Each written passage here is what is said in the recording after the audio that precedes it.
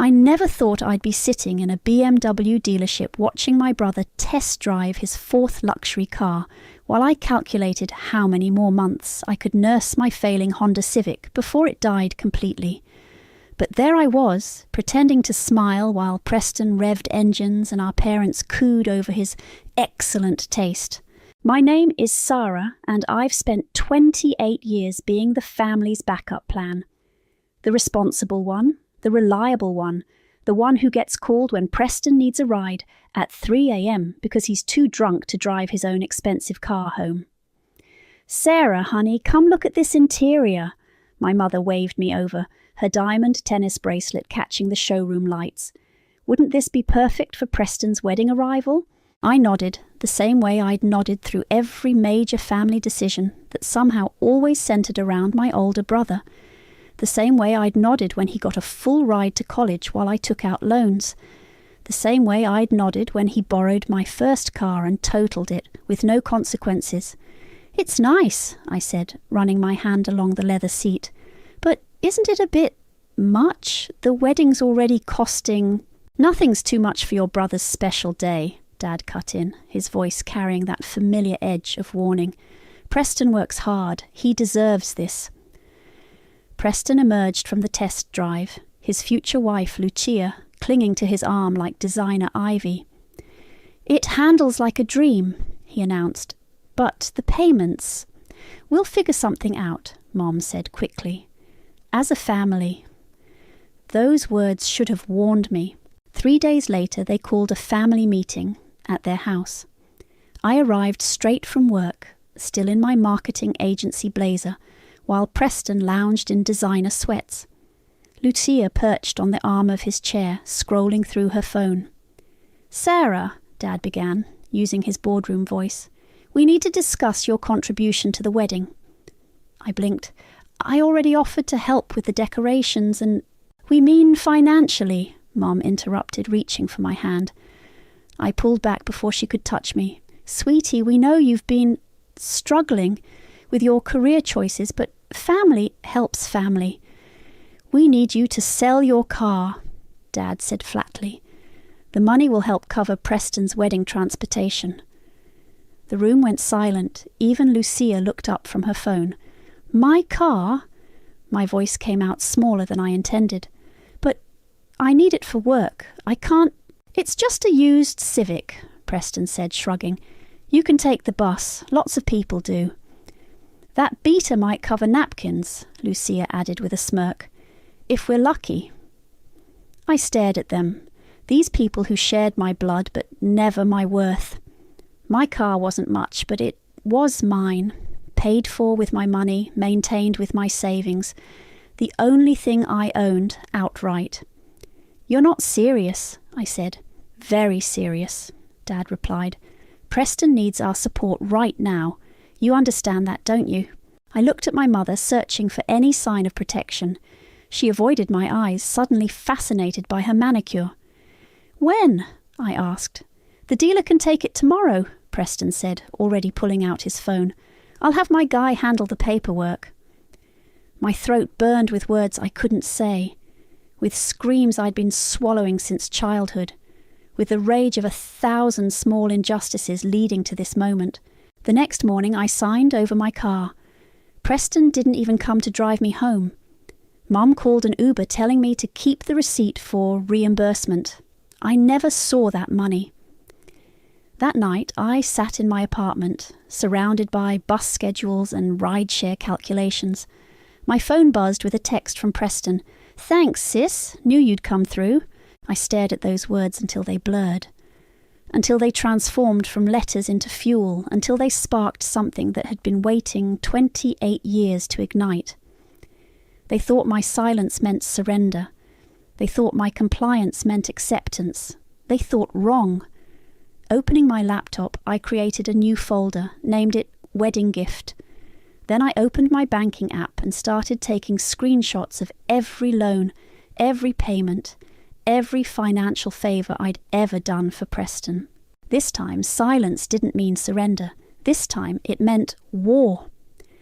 "Girl, you're not going to believe what I found," Emily whispered, sliding into the chair next to my desk. It was lunch hour at the marketing agency, but my appetite had vanished the moment I saw the folder in her hands. As our company's financial analyst, Emily had access to public records that most people didn't know existed. When I told her about my car, she didn't just sympathise, she got angry. Then she got busy. "Your parents took out a second mortgage 3 months ago," she said, spreading documents across my desk. "Guess what for?" I scanned the paperwork. Preston's down payment on a vacation home in the Hamptons. Bingo, and that's not all. She pulled up more records on her tablet. They've been systematically draining their retirement accounts. The withdrawals match perfectly with Preston's major purchases over the last 5 years. My hands shook as I added the documents to my growing digital archive. They told me they couldn't help with my medical bills last year because they were being financially responsible. "Oh, it gets better," Emily said, her voice dripping with sarcasm. "Check your old college fund account." I logged into the long dormant account and my stomach dropped. "It's empty. How, that necklace Lucia's been flaunting, the one Preston supposedly designed for her?" "Yeah, that's where your education money went." I felt sick but not surprised. It was just another verse in the same old song. "Sarah," Marcus from the creative team appeared at my cubicle. "You okay? You look pale." "I'm fine," I said automatically, but Emily cut in. "She's not fine. Her family's toxic waste, and we're building a case." Marcus raised an eyebrow. "A case?" "For the wedding slideshow," I explained, surprising myself with how steady my voice sounded. "I'm making a special presentation." Understanding dawned in his eyes. He pulled up a chair. "Need any help?" That afternoon I created a systematic approach to gathering evidence. Emily taught me how to document everything properly.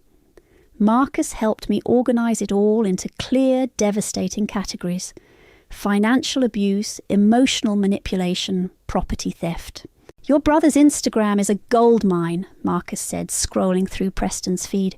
"Every time he posts about a self-made success, there's a paper trail showing your parents' money behind it."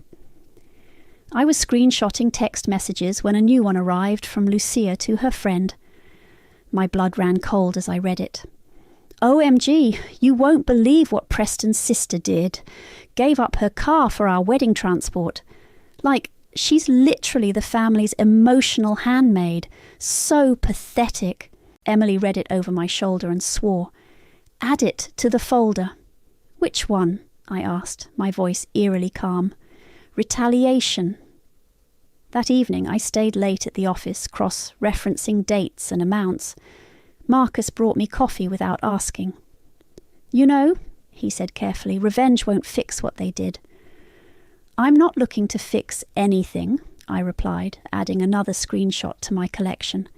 "I'm looking to expose everything." My phone buzzed. Mom calling. I put it on speaker. "Sarah, honey, we need you to come help with wedding favours this weekend. Preston's too busy with work, and Lucia has her spa appointments." "Sure, Mom." I watched Emily mime gagging. "What time?" "Early, and bring those nice boxes from your craft supplies. The ones you were saving for your own wedding someday." I caught Marcus wincing. "Of course, Mom. Anything for family." After hanging up, I pulled up the final tally of everything I'd given up for Preston over the years. The number made Emily whistle. "You could have bought a house with that money," she said. "Instead, Preston has 3, I replied, adding another folder, tax evasion evidence. "But don't worry, I'm about to give him something much more valuable." "What's that?" I smiled, thinking of the wedding slideshow I was meticulously crafting. "The truth. That night, as I waited for my bus home, I got a text from Lucia. "Those boxes better not be cheap ones from Target. This is a luxury wedding, not your sad little craft projects." I added the screenshot to my collection, then typed a reply. "Don't worry, Lucia, I'm putting together something special, just for you." Marcus texted moments later. "Need a ride home?" "No thanks," I replied. "I'm getting used to the bus. Gives me time to work on my wedding gift." The bus arrived, and as I climbed aboard, I thought about how my whole life had been spent making room for Preston's dreams. Now it was time to make room for something else. Justice. Opening my laptop, I created a new document titled Wedding Slideshow, The Real Preston Story. The best part, every single word would be true. "You're looking quaint today," Lucia said, stirring her third mimosa at the trendy brunch spot she'd chosen for our sisterly bonding. Her Cartier watch caught the light as she gestured at my outfit. "At least you tried," I smiled, adjusting my phone on the table so its camera faced her perfectly. "Thanks for inviting me, Lucia. It means a lot." "Well," Preston insisted, "he says we need to make more of an effort with you." She sighed dramatically. "Though honestly, I don't see the point. It's not like you'll be in the inner circle photos anyway." My recording app silently captured every word. "Inner circle photos?" I asked innocently. "The important ones. You understand?" She waved down a waiter. "More champagne, please. And she'll have water. That's all you can afford, right?" I nodded, letting her dig her grave deeper. "Money's tight since the car." "God, that car!" Lucia laughed. "Preston told me it was probably the only useful thing you've ever owned. I mean, at least it contributed to something meaningful, right?" The waiter returned with our drinks. I took a sip of water, buying time to keep my voice steady. "How did you and Preston meet again? I'd love to hear the story." Lucia launched into her favourite topic, herself. As she talked, I kept the recording running, catching every subtle dig, every backhanded comment. When she mentioned Preston's investment success, I asked just the right questions to make her brag about the vacation home my parents' retirement funded. "It's just so refreshing," she said, "finding a man who knows his worth. Preston never lets family hold him back. He told me he only has one sibling biologically. Emotionally, he's an only child." I forced a laugh. "That's funny." "Isn't it? Oh, speaking of funny, your mother showed me your old prom photos yesterday. I didn't even know they made dresses in that size." My phone buzzed with a text from Emily. "How's Operation Record the Witch going?" "Perfectly," I typed back while Lucia was distracted by her reflection in a spoon. "She's giving me gold." "Sarah," Lucia's sharp voice cut in, "are you even listening? I was saying how generous Preston and I are, letting you help with the wedding despite your limitations." "So generous," I agreed, pressing record again. "Tell me more about the wedding plans." 2 hours and 4 mimosas later, Lucia had given me enough material to fill an entire section of my presentation. As she stumbled to her Uber, she called back, "Don't forget, you're in charge of the welcome bags. Nothing cheap." I waited until her car disappeared before pulling out my phone. "Emily, we're going nuclear. I need editing help." That evening, I spread my evidence across my apartment floor. Marcus had come over to help organise it, bringing takeout and his expertise in presentation design. "Look at this text thread," he said, pointing to his laptop screen.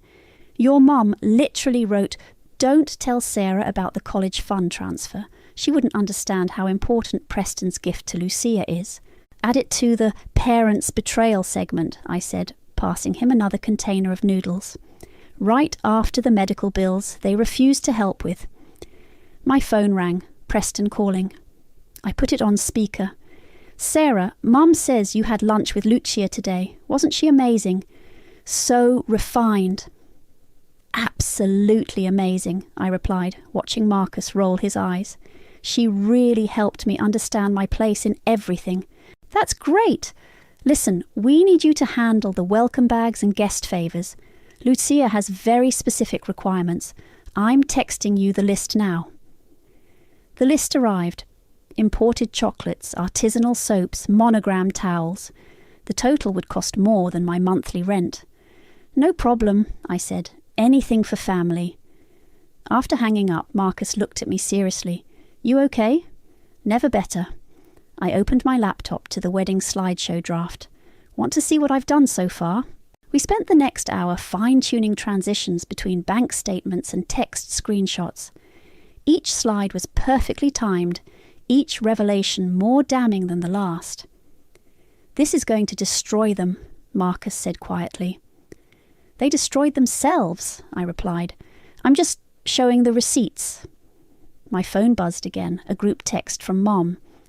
"Family dinner tomorrow. Sarah, please dress appropriately. Lucia's parents will be there."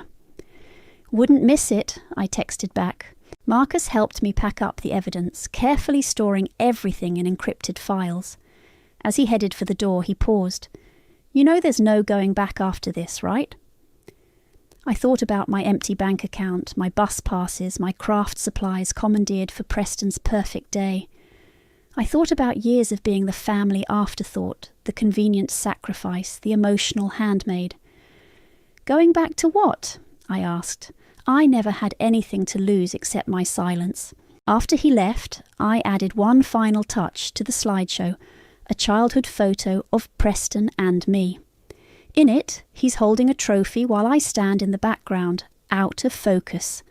The caption read, "Some family stories need to be rewritten." The rehearsal dinner was exactly what you'd expect. Expensive, excessive, and designed to make Preston shine. I sat at the furthest table from the wedding party, wedged between a distant cousin and someone's elderly aunt, who kept asking if I was the caterer. "And now," the wedding planner Roman announced with practiced enthusiasm, "we'll do a quick run-through of tomorrow's schedule, including the reception slideshow." My heart skipped. Emily squeezed my hand under the table. "I have the USB with our test segment," I whispered. "Just need to get it to Roman without Lucia seeing." "Leave it to me." Emily stood up, accidentally on purpose spilling wine on her dress. "Oh no! Roman, could you help me find the bathroom?" As they disappeared, I slipped away from the table. Marcus caught my eye from across the room and gave me a subtle nod. The plan was in motion. I found Roman in the venue's control room, already loading various presentations for tomorrow. "This is just to check the formatting," I said, handing him the drive. "The real one will come tomorrow." Roman's eyes sparkled with mischief. "Honey, I've been doing weddings for 10 years. I know a revenge plot when I see one." He winked. "Your secret's safe with me. That bride's been a nightmare." We tested the segment, a seemingly innocent collection of childhood photos that suddenly transitioned into damning evidence. Roman actually clapped. "The timing is perfect," he said. "Right after their first dance, when everyone's emotions are high. Want to see how it looks on the big screen?" "Please!" The test run was flawless. Every screenshot, every bank statement, every cruel text message was crystal clear. Emily wiped away a fake tear. "It's beautiful," she said. "Like a true crime documentary, but with better lighting." Back at the dinner, I found Marcus waiting with a glass of wine. "You seem calm," he said. "Too calm." "I've never been better. That's the scariest thing I've heard all night." He studied my face. "You know, there are other ways to deal with family trauma. Therapy, for instance."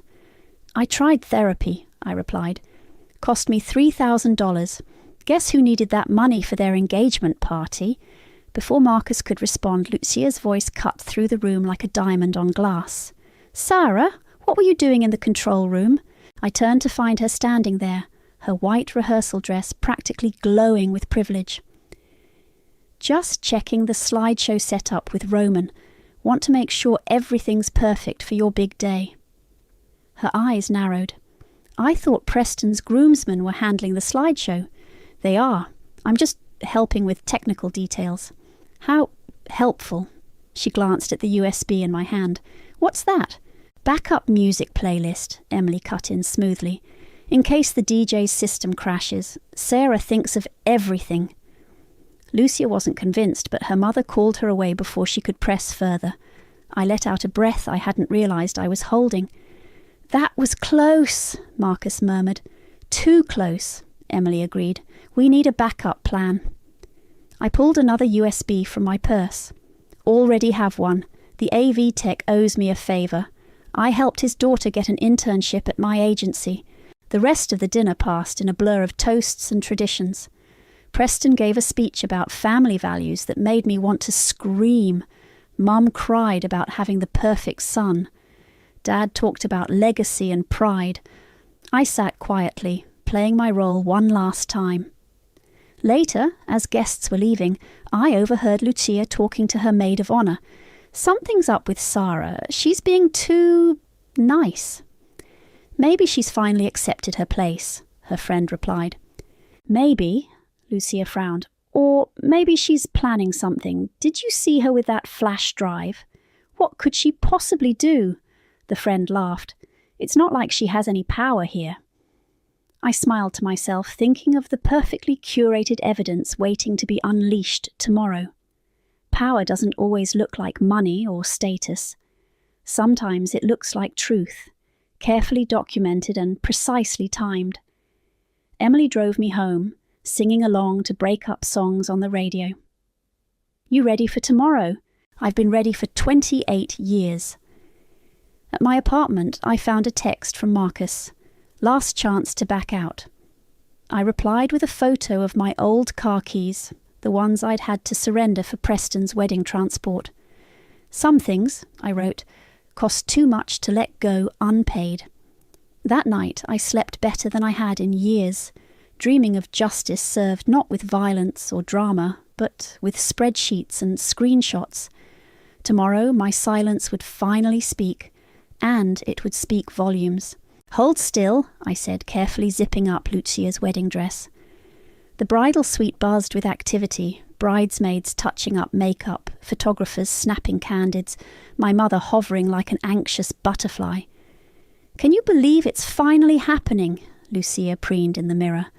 Everything's absolutely perfect. I caught Emily's eye in the reflection. She was posing as my assistant for the day, keeping the backup USB drive safe in her camera bag. Sarah, my mother pulled me aside, her voice thick with emotion. I just wanted to say, I'm proud of you. You finally understood your role in all this. Thanks, Mum. I straightened her corsage. I've learned a lot about family lately. That's my girl. She patted my cheek. You know, someday you'll thank us for teaching you about sacrifice. The word hit like a slap. Sacrifice, like my car, like my college fund, like every dream I'd ever had that got redirected to Preston's pocket. Lucia needs her veil, one of the bridesmaids called out. I retrieved the delicate lace veil, worth more than 3 months of my rent, and carefully attached it to Lucia's perfectly styled hair. You know, Lucia mused, adjusting the crystal headpiece, I was just telling Preston how that old car of yours was probably the most useful thing you ever had. At least it served a purpose in the end. The bridesmaids tittered. My mother beamed proudly. You're right, I said, my voice steady. Everything serves its purpose eventually. A knock at the door announced Roman, the wedding planner. 5 minutes, ladies. Sarah, could you help me with some technical details for the reception? Technical details? Lucia's head snapped around. What technical details? Just double-checking the slideshow setup, I said smoothly, making sure your perfect day stays perfect. Outside the bridal suite, Roman pulled me into an empty room. The USB is loaded and tested. Your backup person got the second copy to the AV tech. We're good to go. Any suspicion from the groomsmen? Please, he rolled his eyes. They're all 3 mimosas deep already. They think I'm handling everything. My phone buzzed. Marcus. Last warning. This will change everything. I typed back, that's the point. When I returned to the bridal suite, Preston was outside the door, looking nervous in his designer tuxedo. Sarah, just the sister I needed. He grabbed my arm. Listen, I need you to transfer some money to my account. The wedding car company is demanding final payment before they'll start driving. I don't have any money, Preston. You know that. Come on, there must be something. Your emergency fund? A credit card? I looked at my brother, really looked at him. The golden boy, the entitled prince, the black hole that had swallowed every opportunity I'd ever had. No, I said simply. No. His face darkened. After everything we've done for you? You mean everything you've taken from me? What's that supposed to mean? Before I could respond, the wedding coordinator appeared. Places, everyone, we're starting. Preston hurried away, already pulling out his phone to probably call our parents for money. I watched him go, feeling strangely calm. Emily appeared at my side. USBs are in place. Roman's got the timing set. You sure about this? More sure than I've ever been about anything. The ceremony began. I took my place in the back row, not even part of the wedding party. Watched as Lucia floated down the aisle, listened as Preston promised to love and honour, wondering if he even knew what those words meant. My mother cried. My father beamed. The perfect family picture. I thought about the real picture waiting on that USB drive, the one made of bank statements and betrayals, of text messages and tears, of years of being told that love meant giving everything away. The ceremony ended. As guests moved toward the reception, Marcus found me. You look too calm, he said. I feel too calm, I replied, like everything's finally clear. Sarah, my mother's voice cut through the crowd, help Lucia with her dress train, and remember to smile in the photos, even if they're just the family website ones. I nodded, playing the good daughter one last time. In less than 2 hours, the slideshow would start. In less than 2 hours, 28 years of silence would turn into undeniable truth. Coming, Mom, I called back, catching Emily's eye across the room. She held up her phone, showing me the backup USB safely in place. Everything was ready. The stage was set. The truth was loaded and waiting. Time to show them exactly what family loyalty looked like. The reception was in full swing. Preston and Lucia had completed their first dance. The champagne was flowing, and Roman was approaching the microphone with practiced grace. Ladies and gentlemen, he announced, please direct your attention to the screens for a special presentation celebrating our happy couple. My heart pounded as the lights dimmed. Emily squeezed my arm. Marcus stood nearby, ready to intervene if needed. The slideshow began innocently enough. Baby photos of Preston, carefully selected school pictures, family vacation snapshots where I was conveniently cropped out. Lucia cooed from her seat of honour. Then the music shifted. The first bank statement appeared on screen. Preston's jaw dropped. What the... He started to rise, but the images kept coming. Screenshots of text messages filled the screen. Sarah's such a doormat. Can't believe she gave up her car for us. Followed by Lucia's response. IKR, Preston says she's basically the family ATM. Gasps rippled through the crowd. Someone's wine glass shattered. Next came the mortgage documents, highlighted and annotated to show how my parents had leveraged their retirement for Preston's vacation home. Then the transfer records from my college fund to Lucia's jewellery account. Turn it off, my mother shrieked, but Roman was mysteriously absent from the controls. The evidence kept mounting. Years of financial abuse laid bare in pristine documentation. Preston's self-made success, exposed as a carefully constructed lie built on stolen opportunities and diverted funds. Who did this? Lucia's voice cut through the shocked murmurs. Her mascara was starting to run. Who did this? My father lunged for the projector cables, but the backup system kicked in seamlessly. Emily's careful planning at work. Then came the audio recordings. Of course we can't help Sarah with her medical bills. My mother's voice filled the room. Preston needs that money for his business venture. She'll understand, my father's voice replied. She always does. Lucia's parents were standing now, their faces red with fury. The wedding planner was pretending to struggle with the controls while actually ensuring everything played perfectly. The final segment began. A montage of Preston's social media posts about being self-made and working hard for success, each one followed by bank records showing where the money really came from. The last slide appeared, a childhood photo of Preston holding a trophy while I stood in the background. The caption read, "The price of a golden boy." The lights came up. The room was dead silent. Preston shot to his feet, his face contorted with rage. "Sarah! You did this!" I stood calmly, feeling oddly peaceful. "I learned from you, brother. Family helps family, remember?"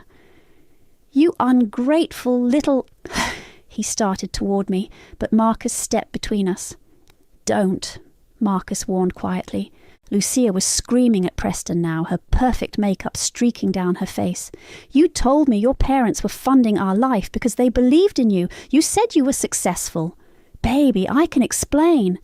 Preston reached for her, but she recoiled. "Is it true?" she shrieked. "Did you take her college fund for my necklace?" My mother was sobbing, trying desperately to reach the AV controls. "Please, everyone, there's been a mistake." "The only mistake," I said clearly, "was thinking I would stay silent forever." The room erupted into chaos. Guests were recording everything on their phones. Lucia's father was demanding to speak to his lawyer. Preston's groomsmen were awkwardly trying to calm everyone down while clearly fighting their own shock. "You've ruined everything," my father growled, advancing toward me. "After all we've done for you." "Done for me?" I laughed, and the sound silenced half the room. "Would you like me to play the evidence again? I have copies, lots of copies." Emily held up her phone, already streaming. "It's going viral. Tasked Golden Boy debt is trending." Lucia threw her bouquet at Preston's head. "I want an annulment. I will not be married to a fraud." "Sweetheart," my mother grabbed my arm, her voice desperate. "We can fix this. We're family." I gently removed her hand. "Yes, we are. And family deserves the truth, doesn't it?" Preston was still trying to reach me, but Marcus and now several guests stood in his way. The wedding planner was gleefully pretending to accidentally play sections of the slideshow again while attempting to shut it down. "You'll regret this," Preston spat.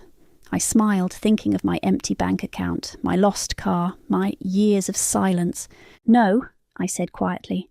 "For the first time in my life, I don't regret anything." The room continued to dissolve into chaos around me, but I felt only peace. The truth was out. The silence was broken, and it was glorious. "You evil, ungrateful little witch!"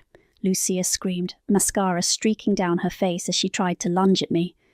Two of her bridesmaids held her back, though I noticed they were also filming on their phones.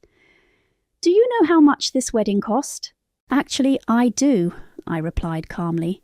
"Down to the last penny. Would you like to see the spreadsheet?" The reception hall had devolved into complete chaos. Guests were either filming, arguing, or trying to escape. Roman was gleefully playing selected highlights from the slideshow by accident, while pretending to struggle with the controls. "Sarah," Preston's voice was deadly quiet as he approached. "Take it down. Take it all down right now, and maybe we can fix this." "Fix what, exactly?" I pulled out my phone, opening my evidence folder. The tax evasion, the fraudulent loan applications, the illegal transfers.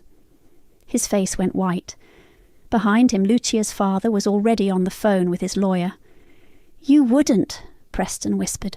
"I already did." I showed him my screen. "The IRS received an anonymous tip about an hour ago, very detailed, very thorough." He lunged at me then, all pretense of the charming golden boy gone. But Marcus was faster, stepping between us as Emily raised her phone. "Still streaming live," she announced cheerfully. 50,000 viewers and counting. Smile, Preston." My mother grabbed my arm, her fingers digging in painfully. "How could you do this to your brother, to this family?" "Family?" I looked at her hand, then into her eyes. "Was it family when you took my college fund? When you made me sell my car? When you ignored my medical bills? We needed—" "No," I cut her off. "Preston wanted. There's a difference." My father stormed over, his face purple with rage. "You'll never see a penny from us again." "Dad, I haven't seen a penny from you since I was 18. That's kind of the point." Lucia had collapsed into a chair, her perfect white dress crumpled. "The photos are already on Twitter," she wailed, staring at her phone. "My followers are calling us frauds." Technically, Emily chimed in, they're calling you privileged parasites. Frauds is trending second. Preston made another move toward me, but this time several guests stepped in. The truth had turned the tide. People who'd spent years watching me be sidelined were finally seeing the whole picture. "Is it true?" one of Preston's groomsmen asked. "Did you really take her car for the wedding transport?" "And her medical fund for Lucia's necklace," another guest added. Preston's face twisted. "She's my sister. She owed me." "There it is," I said quietly. The truth, at last. My mother was still trying to damage control, running from guest to guest. "It's a misunderstanding. She's always been jealous of her brother's success." "Success," Lucia's father thundered. "You call fraud success? My daughter married a con man." "Former daughter," Lucia sobbed. "I want an annulment." Roman appeared at my side with a champagne flute. "Honey, I've done over 300 weddings and this is by far my favourite. Want to see the viral numbers?" My phone buzzed with a text from Marcus. "Back door's clear if you want to make an exit." But I wasn't done yet. "Mom, Dad," I said, loud enough for everyone to hear. "Remember when you said someday I'd thank you for teaching me about family?" They froze. "Thank you," I continued. "You taught me exactly what family shouldn't be." Preston charged again, but this time multiple guests intercepted him. In the scuffle, someone knocked over the wedding cake. It fell in slow motion, white frosting splattering across Preston's designer suit. "My cake!" Lucia screamed. "Do you know how much that cost?" "Actually," Emily said, pulling up a document on her tablet, "according to these credit card statements, it cost exactly the same amount as Sarah's emergency appendectomy that your parents refused to help with." The room went quiet. "I think," Marcus said into the silence, "this wedding is over." Security was arriving, called by the venue staff. Guests were leaving in waves, their phones still recording. Lucia's parents were demanding their money back. Preston was trying to salvage his social media presence while simultaneously threatening legal action. But I felt light, free. "Sarah," my father called as I headed for the door, "if you walk out now, you're no longer part of this family." I turned back one last time, looking at the wreckage of Preston's perfect day. The evidence of years of manipulation still playing on loop on the giant screens. The truth finally laid bare. "Dad," I said, "I was never really part of it to begin with." Marcus held the door for me. Emily was already calling an Uber. Behind us, the chaos continued, but I didn't look back. I didn't need to. The truth was out. And it was enough.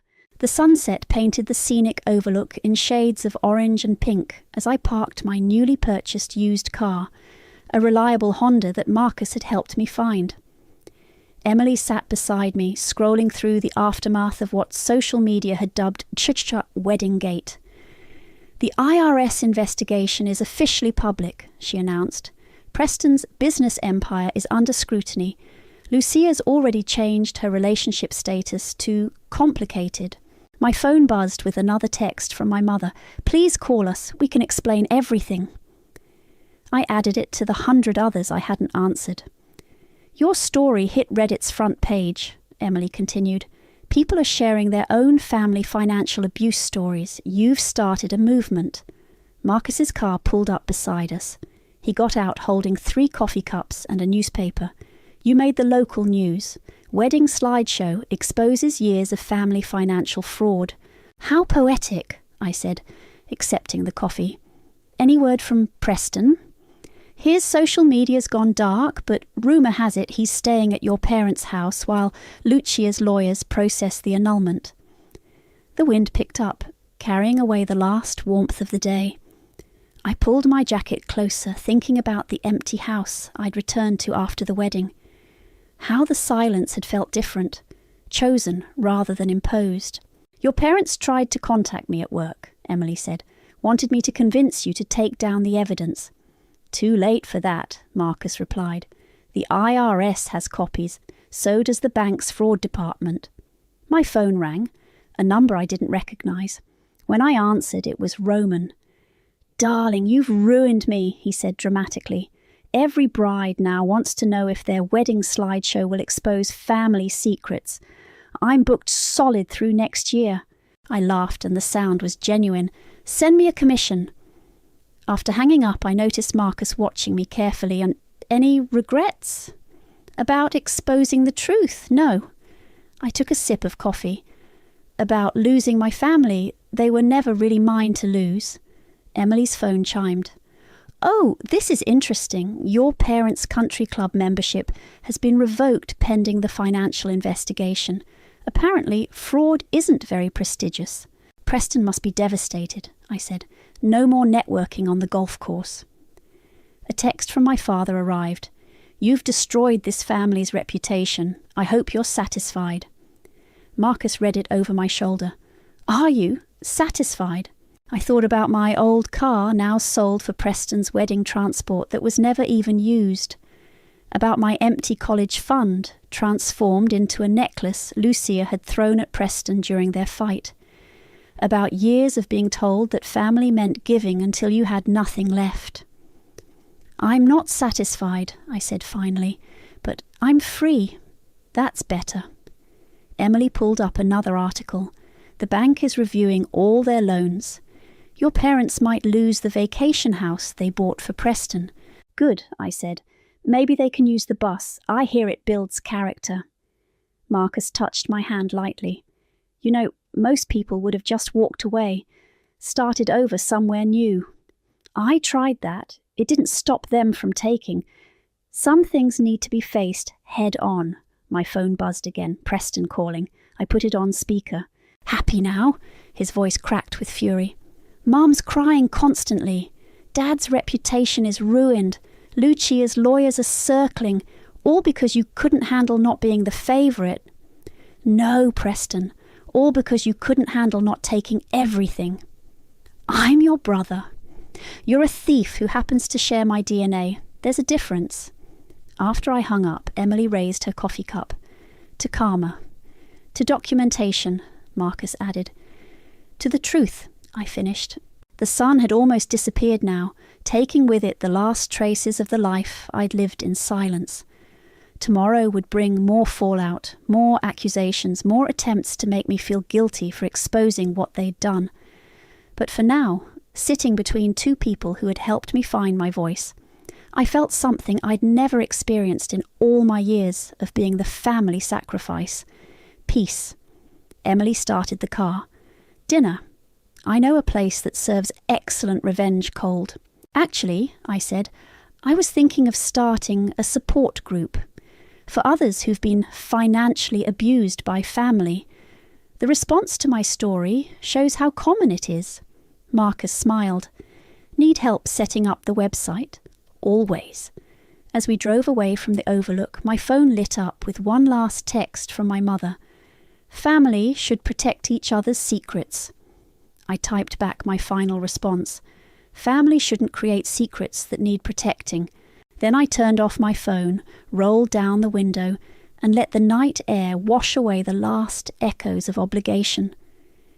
They had asked me to give everything I had for family, so I did. I gave them the truth, and I kept my freedom.